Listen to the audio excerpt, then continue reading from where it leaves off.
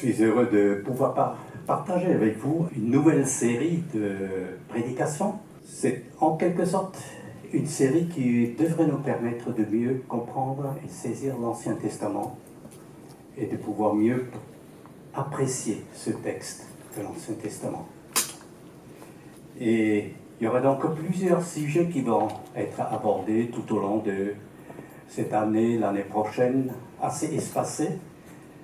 Et toujours regarder les moments clés de l'Ancien Testament, regarder ce que ça nous enseigne et voir aussi en même temps toutes les différences avec la nouvelle alliance dans laquelle nous, on se trouve. Donc aujourd'hui, je commence avec le premier sujet, l'alliance avec Abraham ou Abraham. Il y a les deux noms qui figurent, tout simplement, puisqu'au départ, son nom était Abraham, et Dieu lui a donné un nouveau nom, Abraham. On y reviendra par la suite. Juste un petit survol. Jusqu'à la dispersion des peuples de la Bible s'est focalisée sur l'humanité dans son ensemble. Et maintenant, avec cette nouvelle série, on aborde les événements clés en commençant par Abraham. Donc, on quitte les nations pour se focaliser sur un peuple que Dieu a choisi. Et cette série nous aidera donc de mieux comprendre le fil rouge qui traverse la Bible, de distinguer l'agir de Dieu au fil de l'histoire et interpréter la Bible selon le plan de Dieu. Nous avions vu jusqu'à présent tout le passage à partir du premier chapitre jusqu'au chapitre 11 de la Genèse, une création parfaite. Nous avons vu que l'homme, dès qu'il pouvait, a rejeté Dieu, son créateur, et Dieu qui a réagi en offrant un libérateur. C'est-à-dire, il y a juste l'annonce d'un libérateur. Mais l'humanité se dégrade au fur et à mesure, et Dieu y répond par le déluge. Cela ne change rien. L'humanité persiste et signe dans le rejet de Dieu, et Dieu y répond par la confusion du langage et la dispersion des peuples. Au chapitre 11, on est arrivé à une situation où on dit « c'est foutu ». Il n'y a pas de sens. Toute la société s'est fourvoyée. Et c'est là qu'arrive quelque chose de tout à fait nouveau. Avec le chapitre 12, s'ouvre une nouvelle histoire avec comme centre la personne d'Abraham, pour commencer. Nous allons donc regarder ce matin l'alliance avec Abraham et Abraham, la particularité de cette alliance, et ensuite l'alliance avec Abraham et la comparaison avec la nouvelle alliance dans laquelle nous nous trouvons. Il y a 3 alliances jusqu'à présent, où celle-ci c'est la 3e. La première alliance, c'est Dieu qui l'a faite avec Noé. Avant, on ne parle pas d'alliance. Je parle uniquement des situations où on parle directement d'alliance. Il y a un engagement avec Adam et Ève, mais il y a une alliance, propre alliance, lorsqu'on parle de Noé. Noé, Dieu s'est engagé de le sauver, c'est une alliance. Ainsi c'est écrit dans la Bible. La prochaine alliance est avec la création, avec les humains et les animaux, avec comme symbole l'arc-en-ciel. Il n'y aura plus de déluge. Il faut aller jusqu'au chapitre 15 de Genèse pour entendre de nouveau le mot « alliance ». Et donc, ce chapitre-là, nous allons le lire ensemble et regarder quelques éléments. Et ensuite, on regarde les autres passages qui parlent également de cette alliance, mais pas forcément à chaque fois en utilisant le terme « alliance ». Cela juste pour être précis dans l'utilisation de ces textes. Je commence donc avec la lecture Genèse chapitre 15. Il s'agit donc de Abraham à l'époque. Après ces événements, Les événements, c'était Abraham qui a vaincu plusieurs rois, qui avait amené Lot, et il a libéré Lot. Il a eu une rencontre avec Melchizedek. Et après ces événements, la parole de l'Éternel fut adressée à Abraham. Dans une vision, il dit, « Abraham, ne crains point, je suis ton bouclier et ta récompense sera très grande. » Abraham répondit, « Seigneur éternel, que me donneras-tu ? Je m'en vais sans enfant et l'héritier de ma maison, c'est Eliezer de Damas. » Et Abraham dit, « Voici, tu ne m'as pas donné de postérité, et celui qui est né dans ma maison sera mon héritier. » Alors la parole de l'Éternel fut adressée ainsi. « Ce n'est pas lui qui sera ton héritier, mais c'est celui qui sortira de tes entrailles qui sera ton héritier. » Et après l'avoir conduit dehors, il dit, « Regarde vers le ciel, compte les étoiles si tu peux les compter. » Et il lui dit, « Telle sera ta postérité. »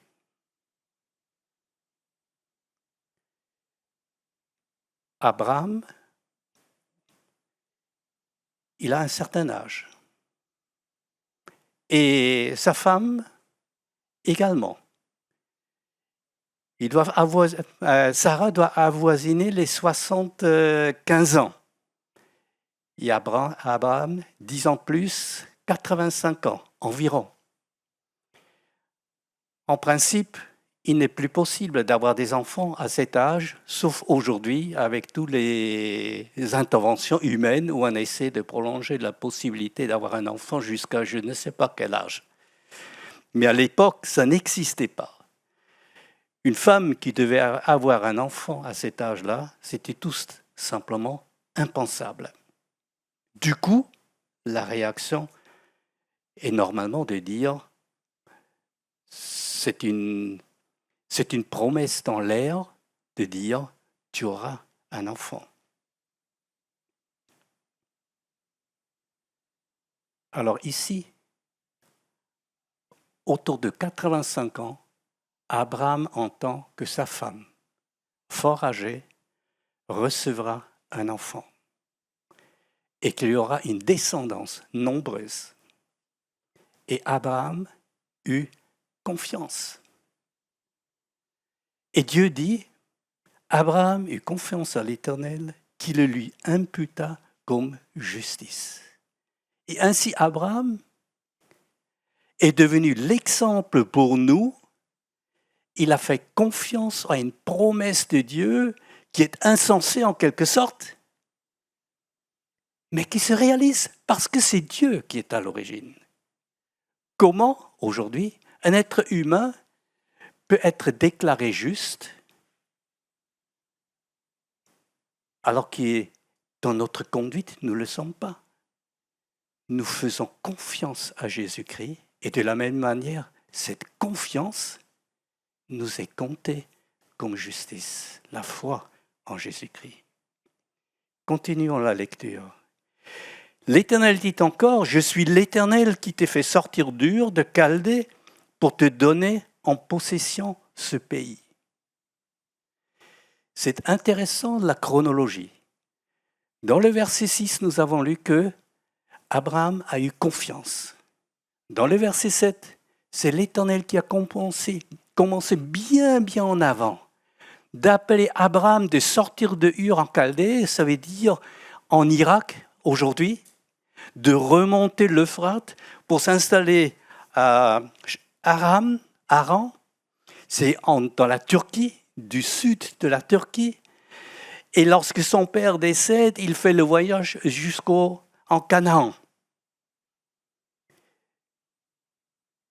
Et maintenant, où il a entendu la promesse de la naissance d'un descendant, sa foi est reconnue par Dieu.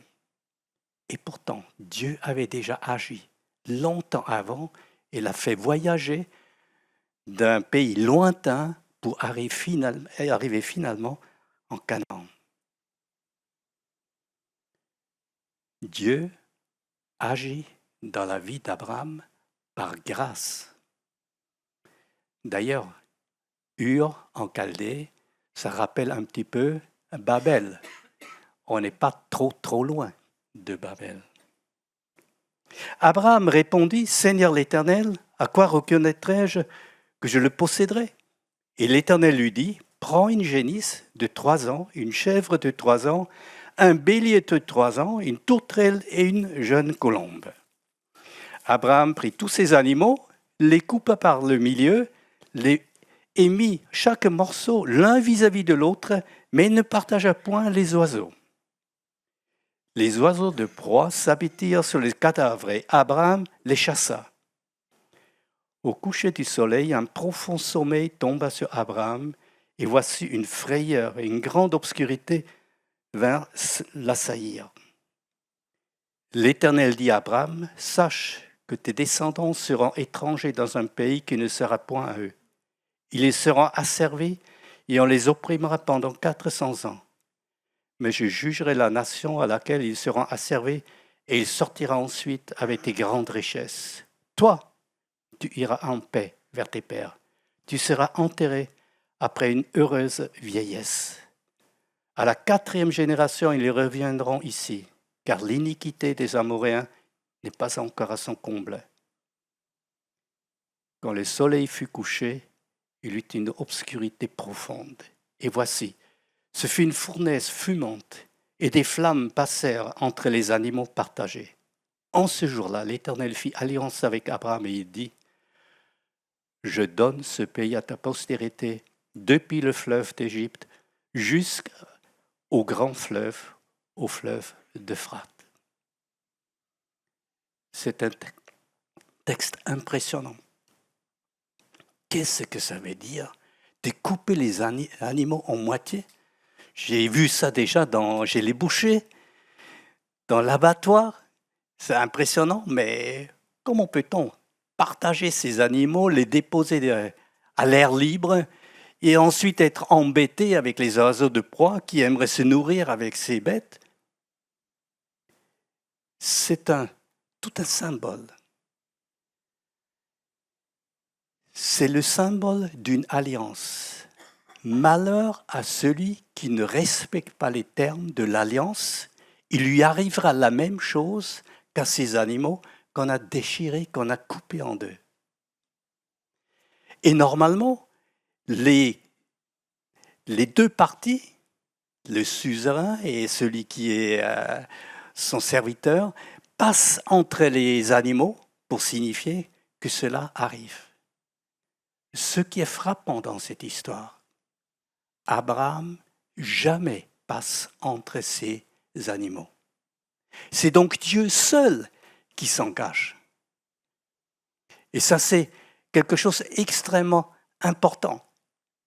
Ça montre que dans cette promesse, Dieu s'est engagé parce qu'il sait d'office qu'un Abraham et ses descendants ne seront jamais capables de tenir ses promesses. Et ça, c'est quelque chose d'extraordinaire. Et ça nous renvoie au Nouveau Testament avec la promesse de Jésus-Christ. Lui, il nous sauve et c'est son engagement qui est notre garantie et pas ma fidélité, mes capacités ou ma religiosité. C'est raté. Mais la fidélité de Jésus-Christ, comme la fidélité de Dieu avec Abraham, sont le garant que les choses arrivent. Donc c'est une alliance. L'Éternel fait alliance avec Abraham. Et il donne un pays, une possession à sa postérité du fleuve d'Égypte jusqu'au grand fleuve, l'Euphrate, un pays énorme. Ce n'est pas le seul passage qui parle de cette alliance. Dans le chapitre 12, versets 1 à 3, c'est une promesse. Il y a 7 promesses qui sont données dans ces passages. L'Éternel dit à Abraham, va-t'en de ton pays, de ta patrie, de ta maison, de ton père, dans le pays que je te montrerai. Je ferai de toi une grande nation et je te bénirai. Je rendrai ton nom grand et tu seras une source de bénédiction. Je bénirai ceux qui te béniront et je maudirai ceux qui te maudiront. Et toutes les familles de la terre seront bénies en toi.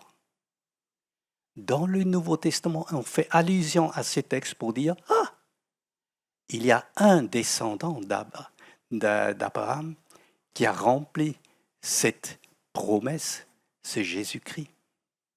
Jésus-Christ qui est la bénédiction totale pour les nations. » Dans le chapitre 13, de nouveau, une confirmation.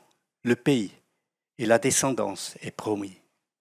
Dans le chapitre 15, nous l'avons lu, l'alliance au chapitre 17. Je vais le lire à partir du verset 4, juste un extrait. « Voici mon alliance que je fais avec toi, tu deviendras père d'une multitude de nations. On ne t'appellera plus Abraham, mais ton nom sera Abraham. » Donc Abraham qui voulait dire père élevé, et Abraham qui veut dire père d'une multitude.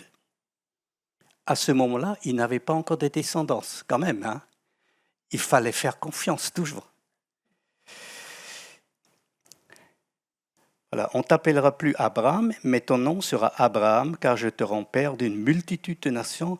Je te rendrai fécond à l'infini, et je ferai de toi des nations, et des rois sortiront de toi. J'établirai mon alliance entre moi et toi, et tes descendants après toi, selon leur génération. Ce sera une alliance perpétuelle, en vertu de laquelle je serai ton Dieu et celui de ta postérité après toi. Je te donnerai et à tes descendants après toi le pays que tu habites comme étranger, tout le pays de Canaan en possession perpétuelle, et je serai leur Dieu. Dieu dit à Abraham, toi, tu garderas mon alliance, toi et tes descendants après toi, selon leur génération. C'est ici mon alliance que vous garderez entre moi et vous, et ta postérité après toi. Tout mâle parmi vous sera circoncis. Vous vous circoncirez, et ce sera un signe d'alliance entre moi et toi. Donc les descendants d'Abraham pratiqueront la circoncision, et la circoncision effectuée le 8e jour de la naissance, après la naissance d'un garçon, signifiera que cet enfant fait partie du peuple élu.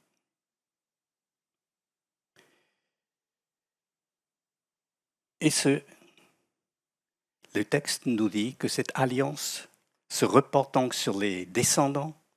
Dans le chapitre 18, une confirmation que la descendance sera donnée à Sarah. Elle se met à rire. Je comprends. Elle avait 89 ans lorsqu'elle a eu cette confirmation. Elle s'est dit, là, franchement, il ne faut pas exagérer. Elle a ri. 1 an plus tard, elle a donné naissance, c'est-à-dire un peu moins quand même. Et dans le chapitre 22, encore une fois la confirmation, la bénédiction, la multiplication, la victoire des nations bénies, tout cela encore répété. Et au chapitre 26, la même chose, avec l'insistance, Isaac aura la même bénédiction à cause d'Abraham, parce que Dieu s'était déjà engagé avec Abraham. Et puis plus tard, Jacob, dont le nom est transformé en Israël, est également intégré dans cette alliance. Toujours parce que Dieu, à un moment donné, au départ, s'est engagé, lui, tout seul, pour que cette alliance s'accomplisse.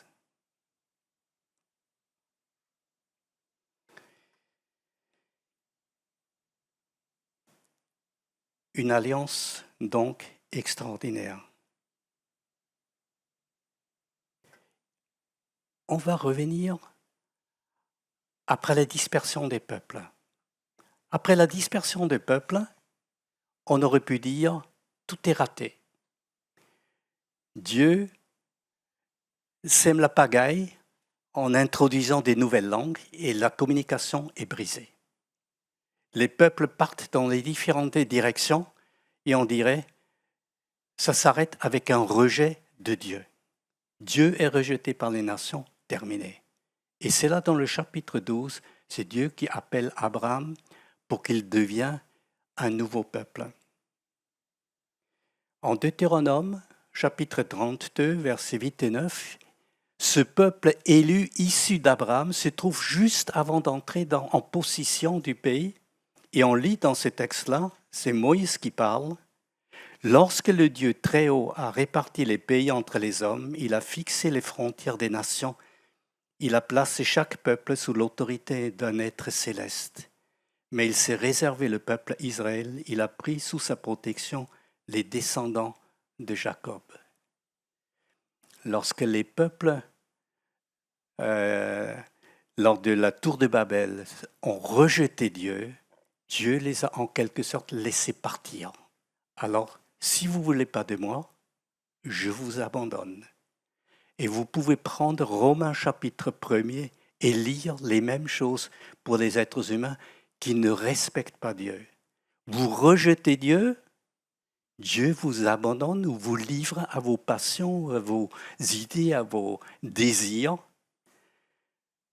En principe, il fait ce que les êtres humains ont demandé.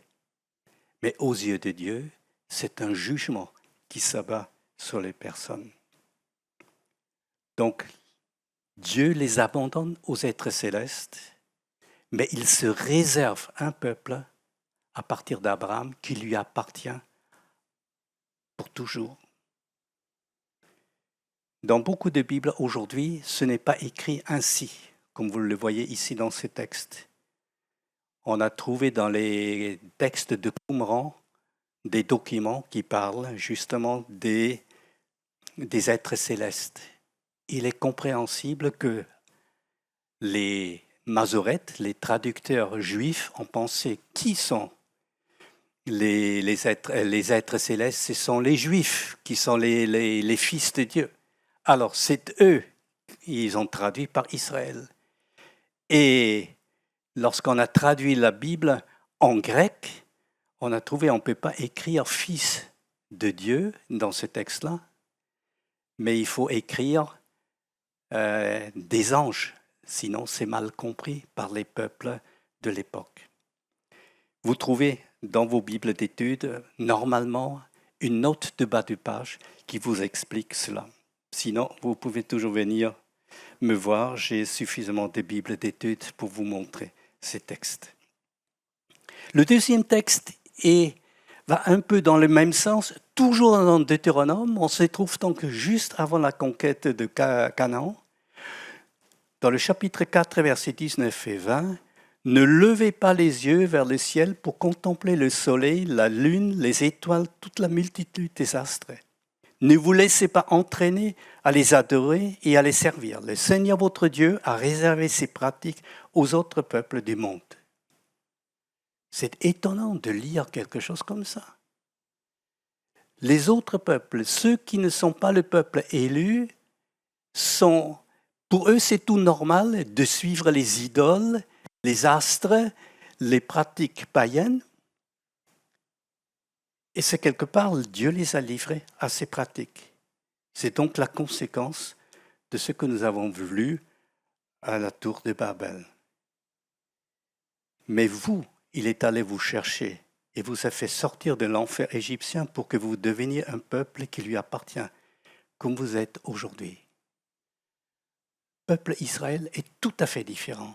Ce peuple appartient à Dieu et il a la stricte interdiction de s'adonner à des cultes des astres, des idoles ou d'autres cultes païens.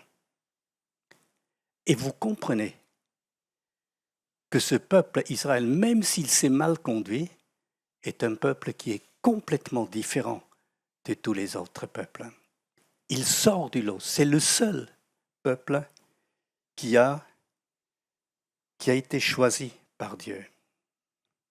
Regardons ses particularités. Le peuple uni, c'est l'unique nation qui a été choisie par Dieu.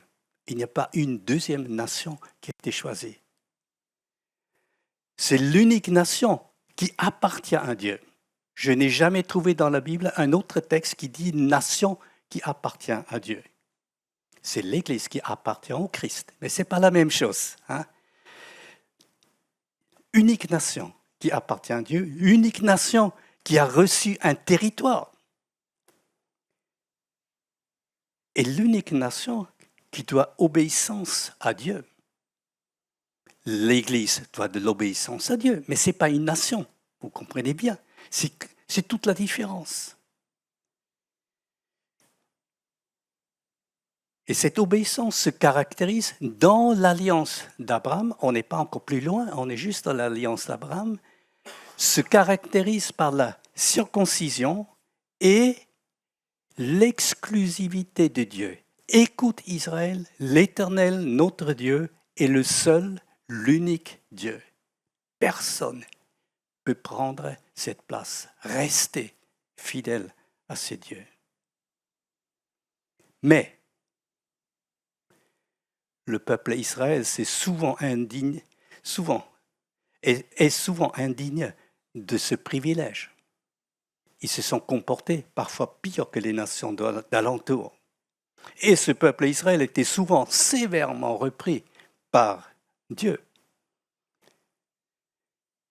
Et le peuple a souvent été haï profondément, détesté, persécuté.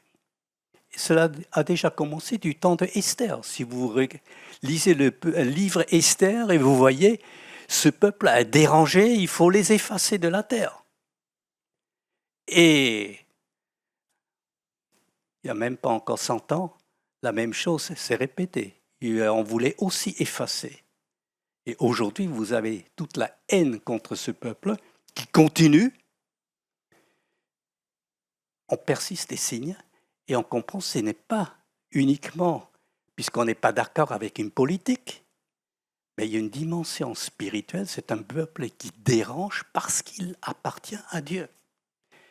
Et donc, de là, toute la haine contre ce peuple.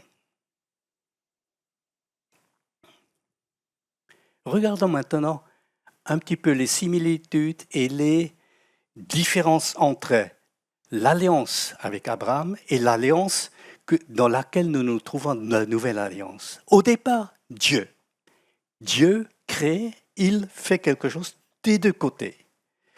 Et ce qui est différent dans la nouvelle alliance, ça commence avec le royaume de Dieu. Le royaume de Dieu existe en la personne de Jésus-Christ, il est déjà là. Lorsque Jésus prêche la parole, il dit « Le royaume de Dieu est proche ». Il le représente. Dans l'alliance d'Abraham, on y entre par élection. Dieu a choisi le premier, Abraham. Le reste, on y entrait mécaniquement. Dans la nouvelle alliance, c'est encore une fois Dieu qui choisit. Lisez Éphésiens chapitre 1er pour vous convaincre. Et lorsque le religieux s'approche de Jésus, Nicodème, Jésus le reprend et dit « Il faut que vous naissiez de nouveau. Sans une nouvelle naissance, sans être transformé, sans être habité par le Saint-Esprit, vous ne pourrez jamais être un membre de la famille de Dieu. » Et par la nouvelle naissance, on est donc élu sans mérite, on devient un héritier du royaume de Dieu, on devient un membre de l'Église, on devient une pierre du temple de Dieu et toutes ces autres expressions que la Bible utilise.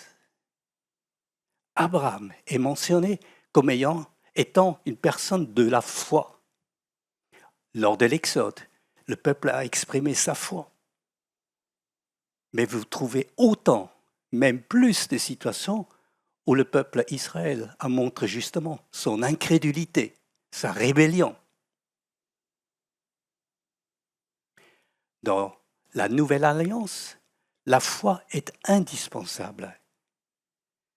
Elle agit en même temps que la nouvelle naissance. Sans la foi, il est impossible de plaire à Dieu. Donc, on a à la fois Dieu qui sauve par grâce, par la nouvelle naissance, à la fois nous qui nous engageons par la foi. Un Dieu souverain qui agit souverainement. Un être humain qui agit en totale responsabilité. Mettez ça sous un chapeau, quelque part intellectuellement ça ne marche pas. Nous sommes donc quelque part obligés de dire je ne comprends pas comment ça marche ensemble. Si vous voulez habiller cette ignorance dans un joli terme, utilisez le terme compatibilisme. Comme ça sonne très intellectuel, très savant, pour dire tout simplement j'ignore comment ça marche. Pour faire partie du peuple, selon l'Ancien Testament, il faut passer par la circoncision. Le 8e jour, il faut être circoncis. On ne le fait pas, on ne fait pas partie du peuple. Dans la Nouvelle Alliance, le baptême ne sauve pas. C'est un témoignage de ce que j'ai vécu avec Jésus-Christ. Je suis sauvé, je suis un enfant de Dieu et j'en rends témoignage à travers le baptême. Je descends dans l'eau pour être enterré, pour mourir à une vie sans Christ, pour ressusciter, pour vivre pour Christ. C'est un témoignage. Les circoncis forment un peuple, circonscrit en quelque sorte. Il est unique, c'est un peuple perpétuel. Le Nouveau Testament, nous cherchons le peuple. Il est invisible. Bien sûr, il y a des églises qui existent, qui représentent en quelque sorte ce royaume de Dieu, mais d'une manière ô combien imparfaite. Et il n'y a donc pas une terre qui nous est attribuée. Nous attendons quelque chose de mieux. Pour la nation bénie, choisie, il y a un pays qui lui reste perpétuellement. Mais nous, dans la Nouvelle Alliance, nous sommes des étrangers sur cette terre. Nous attendons une nouvelle terre, nous attendons des nouveaux cieux. Nous attendons là que le royaume de Dieu devienne visible. Vous voyez, les différences sont extrêmement importantes. Et vous comprenez que lorsque vous prenez l'Ancien Testament et vous le lisez, vous essayez de l'appliquer à notre vie d'aujourd'hui, il faut bien faire attention de ne pas prendre aveuglément les textes. Il faut les interpréter selon la période dans laquelle on se trouve. Les prédications suivantes vont permettre de mieux approfondir encore ce sujet à travers les autres événements clés de l'Ancien Testament. Alors, pour conclure, l'alliance que Dieu fait avec Abraham et sa descendance est son don, le don de Dieu. Un acte de grâce, il repose uniquement sur sa fidélité. Bien que l'alliance est perpétuelle, le peuple Israël ne reflète pas la gloire de son suzerain, de son Dieu. C'est quelque chose de bien décevant. L'absence de foi, l'idolâtrie et rébellion a entraîné énormément de jugements sévères. Il y a donc quelque chose d'insatisfaisant encore dans cette alliance. Mais nous savons que déjà il y a un regard sur le salut qui se présente dans Jésus-Christ. Y a-t-il de l'espoir pour eux? C'est les prochaines prédications qui vont aborder ce sujet. Le Nouveau Testament, dans la Nouvelle Alliance en Christ, sont intégrés les nés en Christ, en forme un royaume.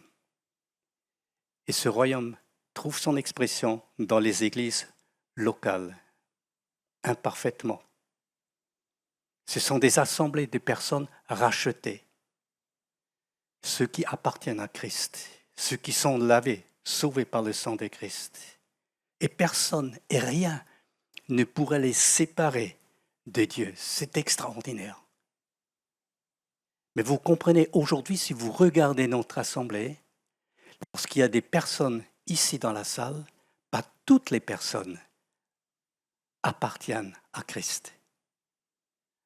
Il y a des enfants qui n'ont pas encore pris des décisions. Il y a parfois des visiteurs qui ne connaissent pas encore Jésus-Christ. Des personnes qui sont en attente, qui choisissent, qui réfléchissent. Donc voyez, même ici, quand on invite les personnes, venez à l'église des Halles, vous voyez une assemblée qui ne reflète pas entièrement l'idée de tous les fidèles. Il y a un mix avec les fidèles et ceux qui ne le sont pas encore. Mais ce qui je retiens ici, que ce soit dans l'Ancien Testament, que ce soit dans le Nouveau Testament, c'est la grâce de Dieu qui est à l'œuvre. Dieu, Jésus-Christ, s'est engagé.